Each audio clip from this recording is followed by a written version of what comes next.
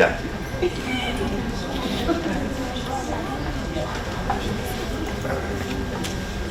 How are you?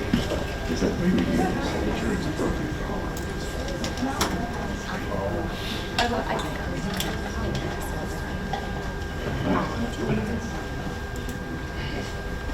All right, welcome for being here today.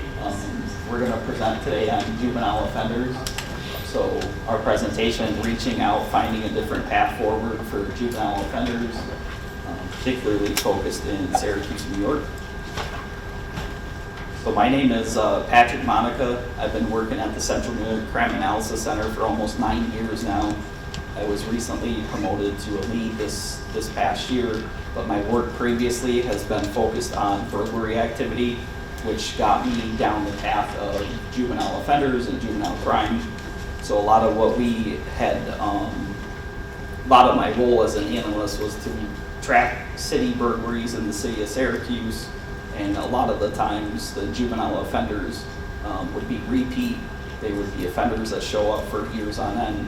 So a lot of the work that we're going to talk about today kind of discusses that in a different path forward to try to get them out of the criminal justice system.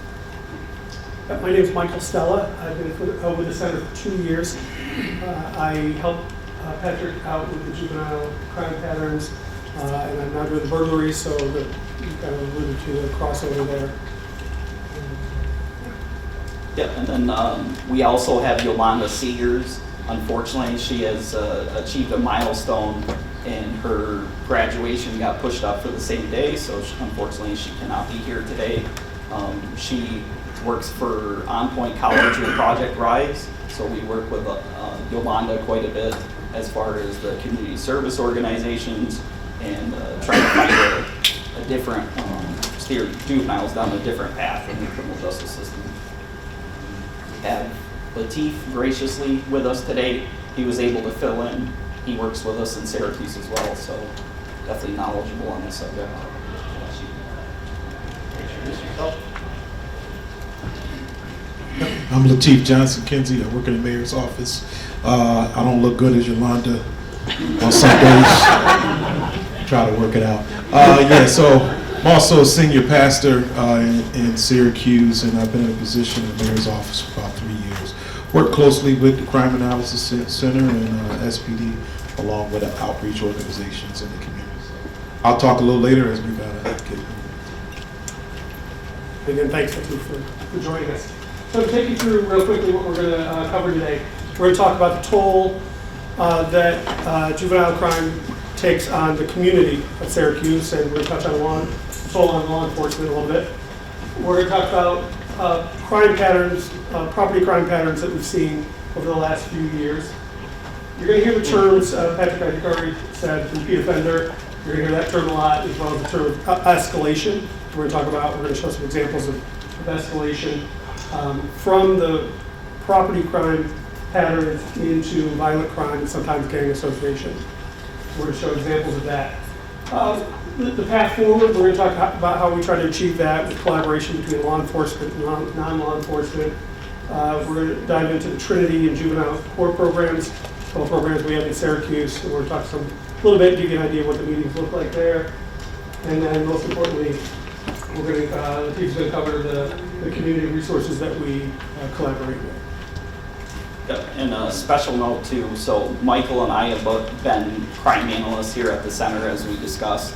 Part of our role there is to support law enforcement agencies throughout our jurisdiction, help them find patterns of criminal activity, develop suspect information, but kind of where we've tried to take it a step forward in collaboration with our local Syracuse Police Department is to work on the service end of dealing with juvenile crime, again, keeping them out of the criminal justice system, trying to find ways that we can steer them down a different path. So that's kind of the main point of the presentation.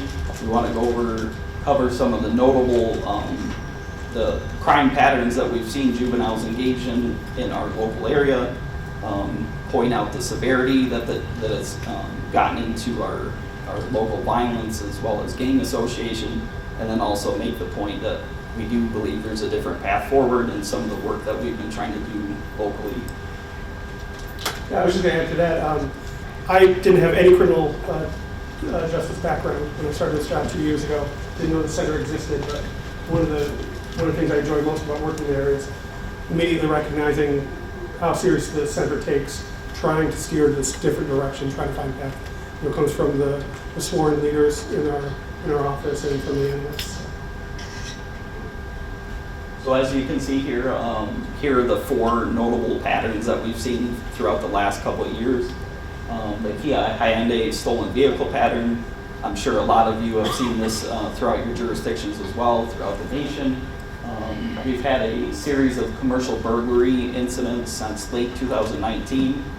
This has spanned between our local counties along with cross-jurisdictionally throughout New York State.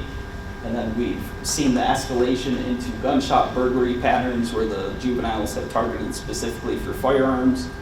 And recently, as recent as this month, we're still seeing the occupied burglary pattern that kind of ties in the same juveniles involved in all 3 previous patterns mentioned. So the first one here is our stolen Kia and Hyundai pattern. So the purpose of this is to show the devastation that some of the juvenile crime has had on our local communities as well as law enforcement. You can kind of see the toll that it plays. As far as these kids aren't always just out for a joyride, you know, it escalates into further local crime. So here in March 2024, officers pursued 2 stolen vehicles. They were traveling together.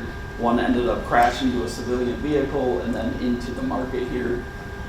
So we have the local news press covering the story. Shows the toll it has on the victim here with their vehicle now being pretty much totaled. You had 3 juvenile suspects involved during the time frame with 1 adult arrested.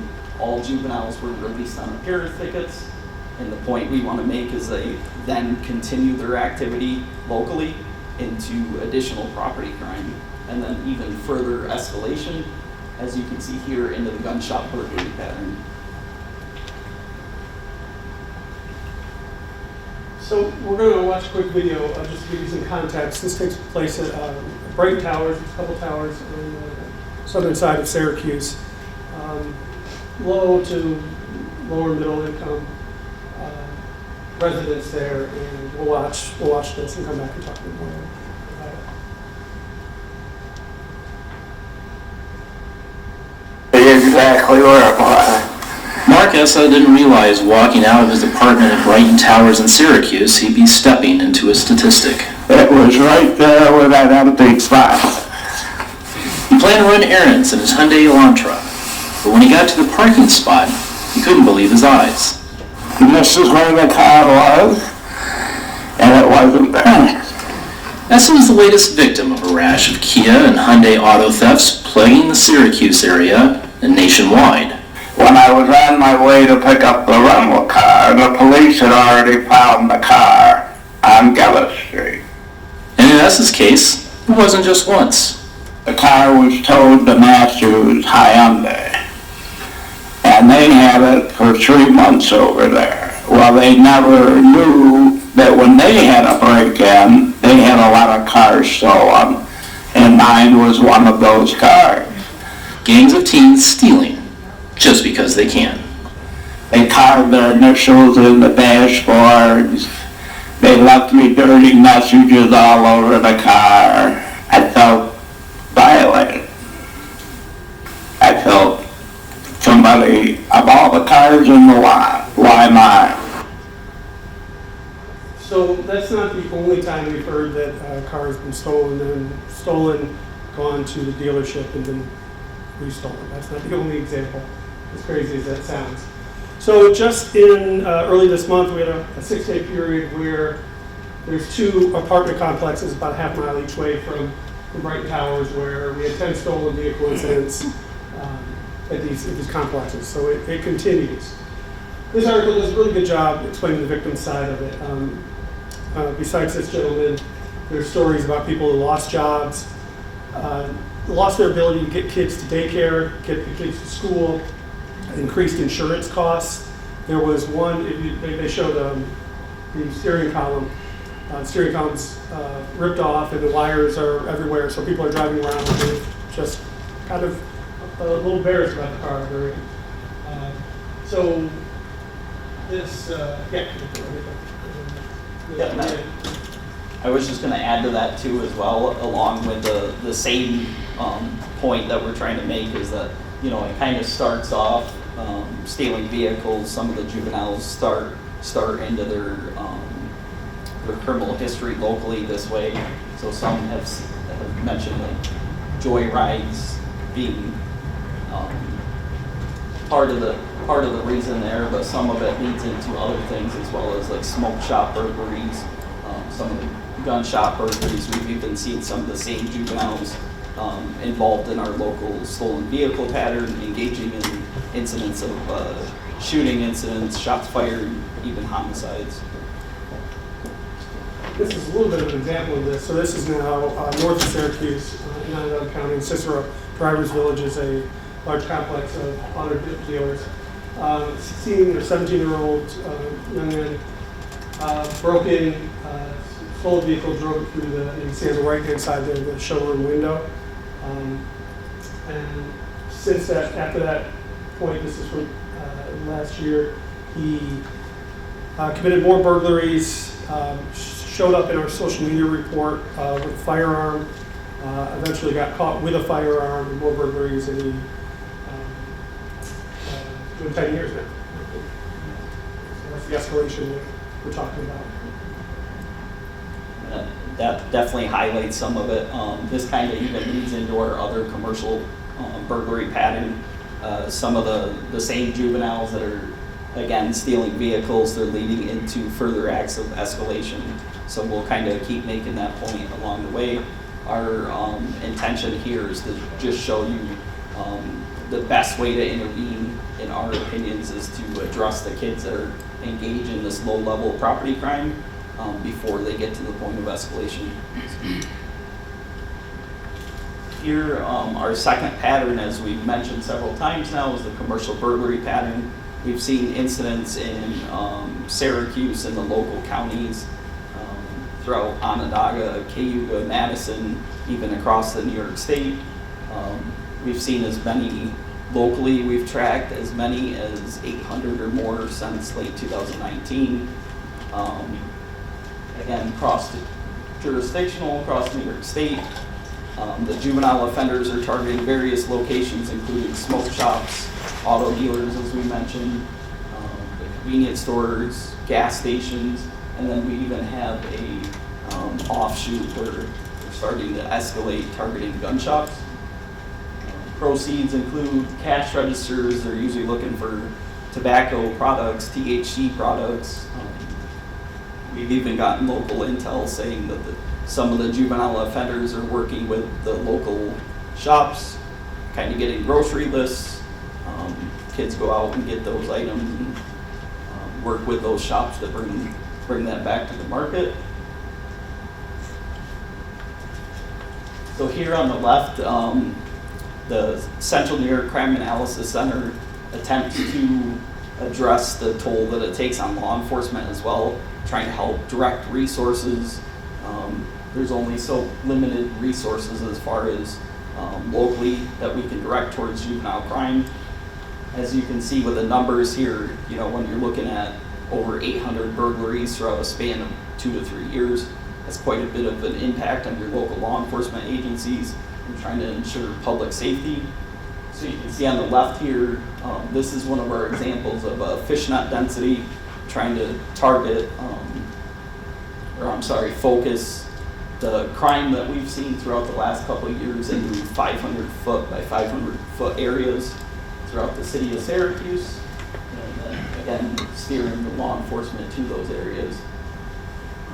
Again, on the right, you can see the Onondaga County-wide, same deal. So these on the right and the left are a couple of bulletins we've done. This was late June, early July, and can you go back one slide, actually? Yes. Yeah, so they occurred on the east side of Syracuse in one of the big intersections. It's a little hard to see there, so thank you. So you can see, I don't think it takes much analysis here to look at the bulletins to see the relative age of the suspects in this. This was, like I said, busy retail area on the eastwood section of Syracuse. Just throwing rocks at the windows, trying to break in, sometimes just attempt, sometimes successfully. The one in the middle, I think, is in the south side. You can see the broken window in the top left and the lower, and they crawled through there. So this, at least one of the young men in this is going to be featured throughout what we talk about in the next couple patterns, and you'll see another example of escalation. Yeah, and he's actually a good example of some of the typical situations that we encounter with juvenile offenders locally. So some of the kids, like this individual here, are coming from a pretty hard background. You know, his grandmother, who he had been recently staying with, had passed away. His mother was in prison, and his father was deceased. So this kid was kind of bouncing around from different locations. So that's typically what we see when we, as crime analysts, we kind of get the full picture, looking at not only the crime, but also the family life at home. And, you know, if we can catch these kids at an early age when they're involved in property crime, maybe they're coming in through school resource officers or missing person reports. That's kind of where we direct those juveniles to some of the service agencies, which we'll touch in a couple more slides. So the gunshot burglary patterns, this is, to me, one of the scarier ones. We've had incidents both last summer and again this summer. So last August and September, 8 gunshot burglaries in Onondaga and 2 surrounding counties, 21 firearms stolen. This summer, we know of at least 47 handguns stolen in the incidents. Only a fraction of those have been recovered. It's a total of 6 counties, including Onondaga. Again, the juveniles are mostly emanating, or starting with stolen vehicles out of Syracuse. We learned they're using Google Maps effectively to find gun shops. We think also sometimes looking at the inventory, if it's available online, to see where they want to go. The toll it takes on law enforcement. Example, we had in July, I believe we had 3 detectives up from Brooke County. You know, they spend their day, it's an hour and a half away from Syracuse, spend their day up here. Sergeant from our office, Sergeant Inman, spent the day with them, helping them out after they came up, because I think a couple of the guns were recovered and there was some arrests made, so they came up to investigate that further. Another disturbing thing is several of the individuals have been on both, were part of both patterns, both summers, so it carried over from one year to the next. That's what we're covering kind of in this slide, as Michael alluded to. That's some of what we're seeing is the repeat offenders.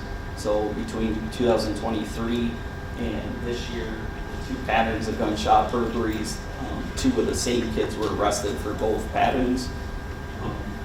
So these individuals are being released.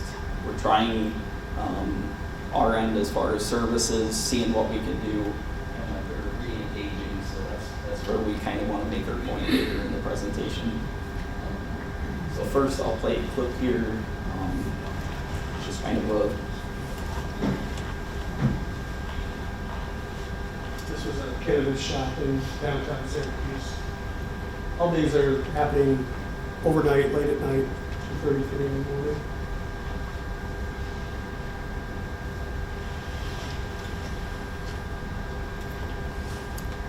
So you can really get the idea here, just looking at the video clip, how young these kids are. They're really starting young, engaging in property crimes such as tobacco shop. It could be just a stolen Kia, but that kind of escalates them further into their activity. So that's kind of the point we keep touching on here, is to address it early, try to intervene while we can before they engage, escalate their behavior into maybe gang or gun violence. So that's what this article touches on. On the left side, it kind of shows the good the segue that we're trying to make.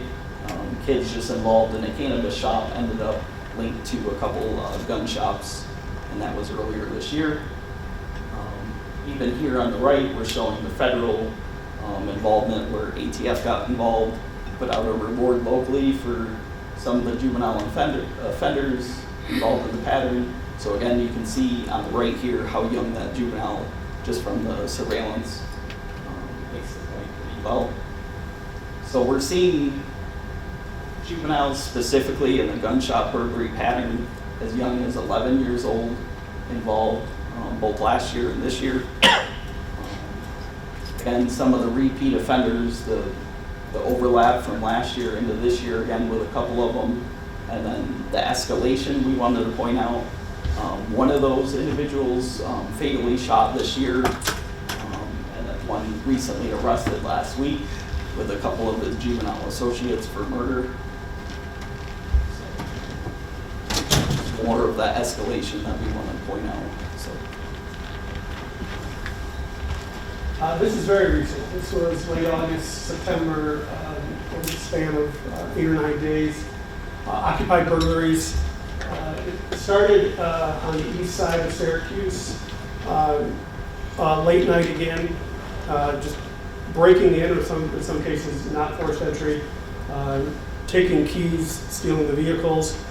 I think we had a total of 8 or 9, maybe 10 occupied burglaries, 12 or 13 cars stolen, so often multiple vehicles.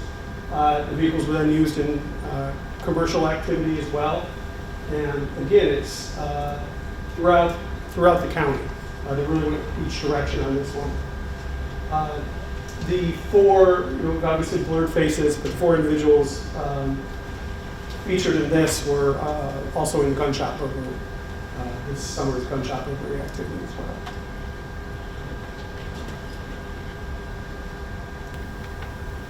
So then we move on to further escalation. Not only are they engaging in more violence to include gun activity, maybe they're stopped with actual firearms, involved in shots fired or victims of shots fired. Now we have some kind of indication that they may be gang involved. So this video kind of does a good job to show that. I'm only going to play a short clip of it, and I can discuss it.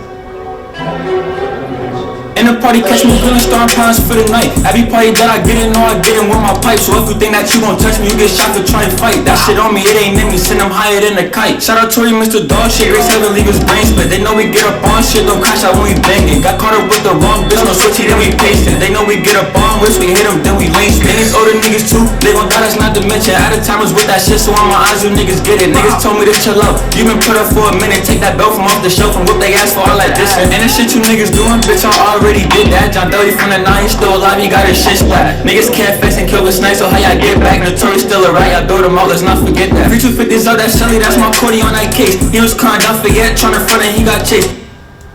So this is a good example of just some of the local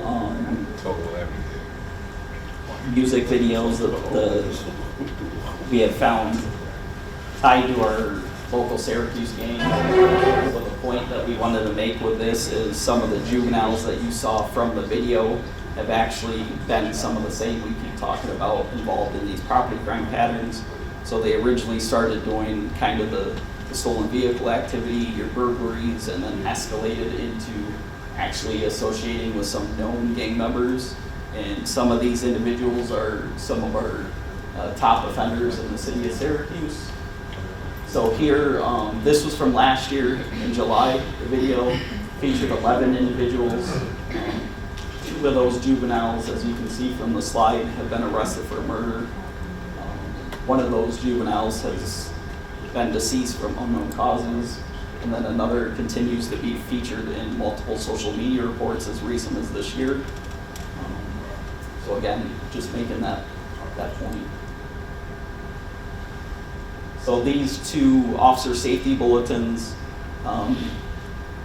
throughout the presentation, a lot of the patterns we have discussed involve actually a couple groups of juveniles in the city of Syracuse, some loosely associated to those groups. So the point we want to make here is that they started off at that low-level property crime escalated their behavior up to the point of gun violence and gang association. All right, so that was a lot of bad news. But we've tried to mention, a few times, we try to go in the other direction. So we'll start talking about that a little bit. A lot of partners at the table. Some obvious ones, we're involved, law enforcement, supervision plays a huge role in it. The DA's office, county attorneys, county and state placement are at the table as well.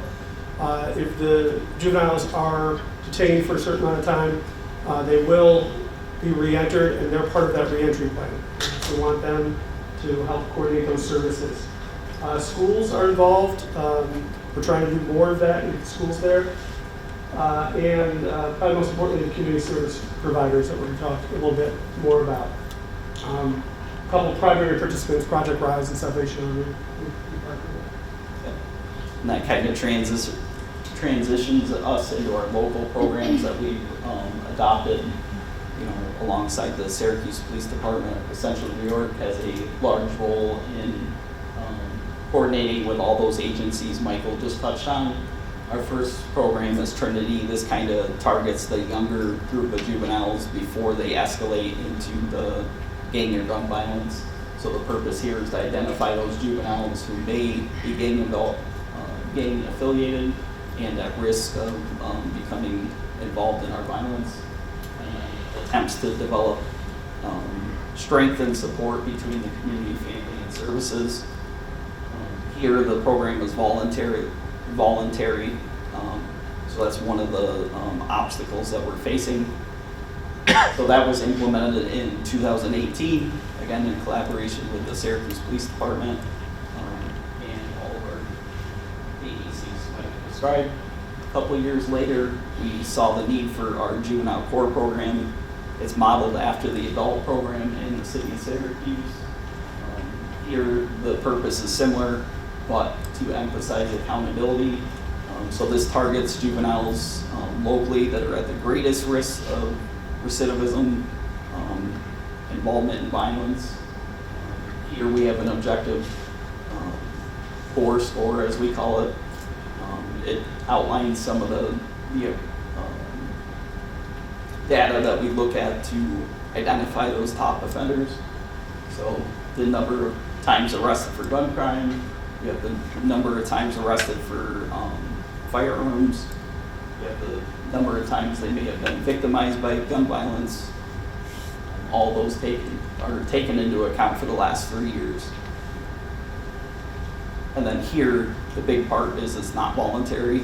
So again, we try to approach them from the service angle, but again, if they're not following through with the services side, we try to push the accountability portion.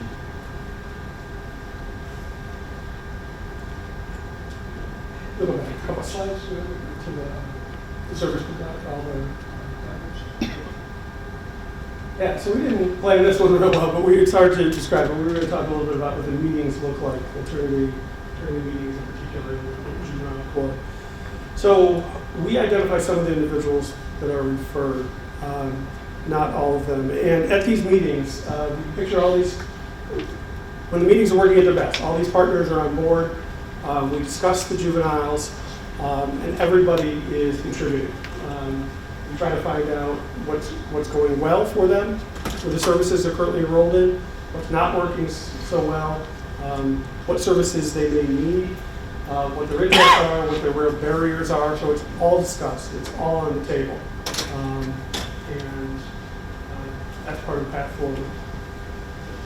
In juvenile court, kind of between Trinity and juvenile court, we have monthly and bi-monthly meetings, as Michael mentioned, and the big goal is to get the collaboration between all partner agencies, whether it's law enforcement or non-law enforcement. Yeah, so I think next we're going to touch on the community service providers, the ecosystem that's out there and what we rely on.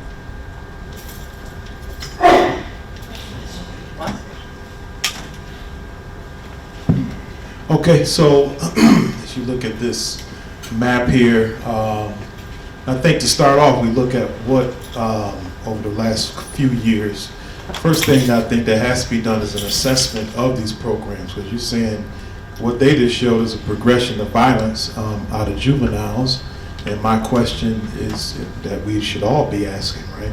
Well, if you got all these services up here, I mean, this is a bunch of services, why is it still escalating? Because we're talking about in the last few years, right? From family networking, Yolanda did this presentation, so I'm not going to BS through it, right? I'm just going to give you the facts. I don't like the BS. You know, you got all these different service providers. Understand, prevent, and respond. So if you look at it, and I'm going to give pushback, what we just watched was recent. It wasn't 2018. That was the last few years. So how do we get these programs from policymakers to community members to really begin to work together? We got the word up there, collaborative effort, coordinate, and being intentional about collaborating, which we are working on, right? We have a few meetings a month. We have a coalition meeting, Onondaga County and the city of Syracuse meet together with law enforcement. We also have another meeting where we meet with outreach organizations. The word that's missing up there, since Yolanda's not here, she's out in LA with good weather. The word that's missing up there is accountability to all the adults. Somebody's 17, 16, 13 years old, and you have organizations. Oh, you can go to the next slide. I'm just going to freestyle. You got all these organizations. You got this web here, right? Got all these organizations. All these organizations that receive, what does it take? Somebody asked me a question years ago. How do you spell vision? Anybody know how to spell vision in here? Anybody want to take a shot at it? Come on, wake up. How do you spell vision? I'll give it to you because you guys are slow today. I know. I'm going to give you a break because it's 4:30. M-O-N-E-Y. Programming spelled M-O-N-E-Y. You have to have what? Funding. So all these organizations receive some type of funding, right? And we create this ecosystem of coming together of skill builders, mental health support, family. But what makes it all work is they have to have funding, right? So this is what usually happens. They put in an RFP, organizations receive the money. Am I doing good so far? Tell me when I'm wrong. They get the money and then they go hire individuals to do the work. And then most of the time what we found out, and I'm talking from facts, not from fiction. This has all been done because we spent about 6 months doing an assessment of the city of Syracuse. So what happened, most of the organizations that up here, with a few new ones, received money and did that process, right? But gun violence in the city continued to go up. So what's going on, right? Well, we kind of do things a little backwards. We give money out and we expect them to do the work, and there's no one to hold them accountable. So now you have a 14-year-old that's been in some of these programs. Most of those kids that was up there, they were in some kind of program. But the question was, with the money that these organizations received, was someone holding them accountable to make sure the funding that you receive, are you doing the work? Are you hitting the benchmarks? Are we completing the goals? Are we seeing change in this young man's life? Or is he still in rap videos? Or is he still stealing cars, right? So when we talk about collaborating and having this resource-rich area, because Syracuse is definitely resource-rich, but the part that we were missing is the accountability, which, boom, brings me into play. So I'm the bad guy probably, but good thing they hired me. They probably hired me on purpose because I'm a pastor and people are scared to say crazy stuff to me. We have to, it's my job to make sure, along with Yolanda, is to make sure every organization you see up here, this ecosystem, number one, is communicating with each other. Number two, we're holding everyone accountable and everybody knows their job and what they ought to be doing. And I would say the last thing is the biggest thing is just the coordination, to continue the meeting, to continue to communicate, and making sure that if you say you work with kids from the ages of 13 to 17 that live in a single parent home, then how does that work for you? How does that work? And have you accomplished anything with that kid before we move them on to the next thing? Otherwise, this kid is now just going through all these resource-rich programs, all these different programs. So I'm gonna wrap it up here because I know you guys probably got questions. Do we got another PowerPoint? Another one? Go to the next one. All right. So services through collaboration. These are all important and things that we've done, and what we've seen over the last year that have been successful is age-appropriate activities that's selected by youth. I think we've come to a time where taking kids to the zoo is over, or taking kids to Burger King or to the movies, but finding something that they actually want to do that's impactful. I think what's more important, not just age appropriate, not just having these activities, but making sure that these organizations are building relationships with not just the kid, but with the family, finding out what's going on at home. I remember working in Philadelphia at a charter school, kid coming to school every day for about 4 or 5 months, come around Christmas time, not understanding why he's missing school, not knowing what's going on, and not knowing, and I had to learn from this. His parents were gone. He had no one at home. He was living with his aunt. His aunt had moved to Maryland and left him home alone. I would have known that if I would have built a relationship with the kid, because guess what? We were going to movies. He was playing football and everything. And no adult knew what really was going on with that kid. Thank God he had enough sense to keep himself in school and grounded.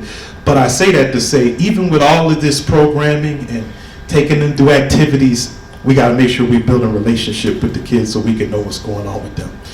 From mental health support, soft skills support, everybody support, we know what that is.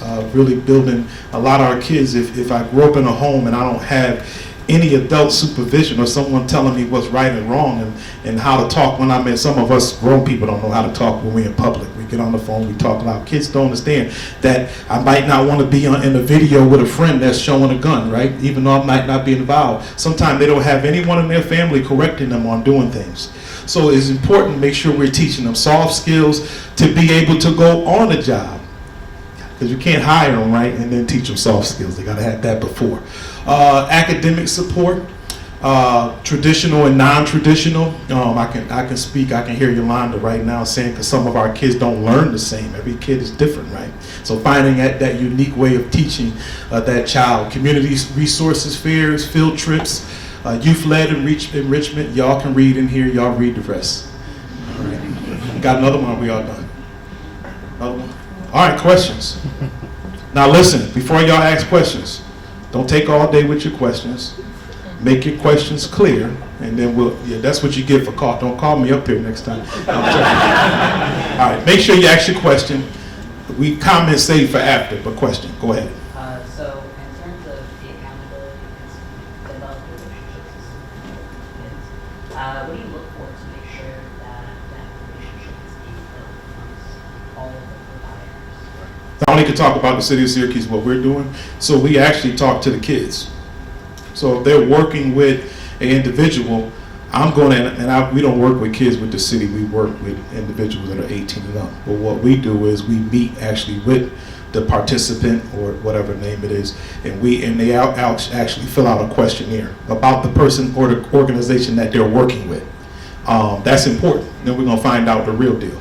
I think that's something that who in here from the state or wherever y'all are, I think that's something you all should probably think about doing, is making sure you're talking to the individual that is being serviced and not just counting on somebody to say, yeah, we took them out to the movies. It's got to be more than that. Got to be more. And so that's a good question. So we do make them fill out, and we have a data analyst that actually takes those questions and put them into a format. So when we report to council, we have proof that some of the stuff we're doing is working. Latif, may I add a little bit to that? Yeah. There are cases, I know there's people in this room thinking this right now, that there are cases when we have all of the group together, where we found out the juveniles are telling each of the service providers or supervision one thing that they want to hear, and having those groups together. He told me this, different things. So that's verified. too, I think. 100%. Oh, they like to play games, some. But that's the important part of the people we pay, like it's a credible messenger. That if you are a credible messenger, what makes you credible is know when somebody gaming you, because most likely you were that kid. Because I was that kid. I was in resource class at school. I would lie and go and tell my mom the lady didn't teach me anything, right? So we got to know when, call the kids on their bullshit when they bullshit, right? Okay. Next question. What efforts are being made for, as far as family counseling, with the family, as well as the kids? Just So I know that Yolanda's program through RISE, they do have family functional therapy. They have a couple organizations that do work with the family. So the way it usually looks is that case manager or credible messenger will indicate, hey, this is going on with the kid, and they might need not just the therapy for the child, but also for the family. So that does that, and I think we need more than that. Hint, hint, if there are any policy people in here that can make that, we actually need more funding for that for family functional therapy. Maybe this is not the right thing, but accountability for the RFPs. So they put out RFPs, deals are already cut for the RFP come out, and people in the community who are doing grassroots work is not getting the funding. Right. So who's doing the accountability for the RFPs? So I think that's when we go back to that. Can you go back to that first slide? Yolanda had that policymaker one right up top. Policymakers. I had to tell people in the community they don't know. They worry about who to vote for president. You better be worried about who's your council person. Because in Syracuse with us for our program, talk about the city of Syracuse, a lot of it comes from the policymakers. So when they're told to do an RFP, you are correct. There are some backdoor deals may be happening, but those who are registered to vote, you make the decision on who you put in office on a local level to make sure those things are happening. You are totally correct. And sometimes it's frustrating for people like me, because now I got to deal with somebody that worked the deal out. But it all comes out. If you leave trash in the garage long enough, you start to stink. So. Also, once they're in office, you can contact them. Yeah. You can write them, you can show up. They usually have meetings in town hall. Yes. Get there and get loud. Yep. And they'll listen. So You could nobody do that. goes. Yeah. Hey, and where are you from? I'm from Albany. Yeah, so Albany, I don't know about here, and I don't want to get in trouble. I got to get out of here. But they have I'll say right. They have committee meetings. So council, I have one coming up. They have a committee meeting, and I always tell the community, come to the community meetings. They got that microphone there. Get on there and talk and say what you have to say. You pay your taxes. You live in the city. You have your voice. Use it. It's like the opioid awareness money, when they came on board the opioid money, for Albany, it's all the big box organizations got money. Right. And very few local organizations got the money. And so they had all the meetings, they did all the subcommittees, they did all the stuff. Right. And then in the end, the big organization got most all the opioid money here in Albany. So I will ring their bell. Keep emailing them. They're your elected officials. Just keep pushing at it. Any questions for Patrick or Michael? I don't want to take up the whole time.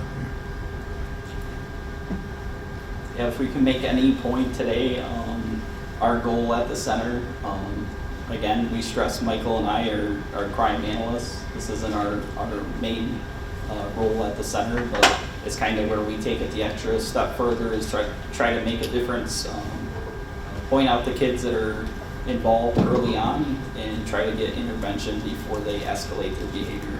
So, we can make any point today. Yeah, and I don't know if this will leave it an optimistic note or not, but we asked Yolanda before we knew we had a great pinch hitter in Latif, that things we wanted to express today. And we asked her where she thought our services were, where our service level was in Syracuse right now at scale of 10, and she said 4.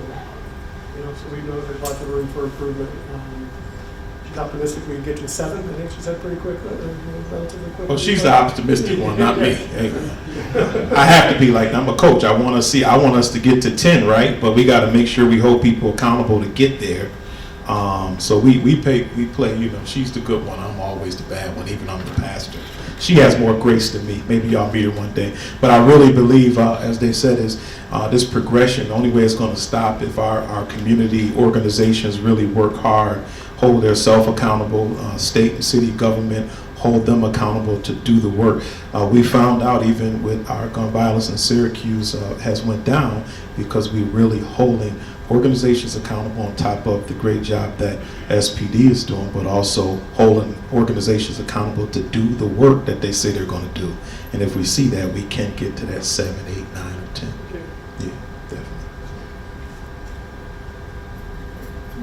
Thank you, everyone. Thank you.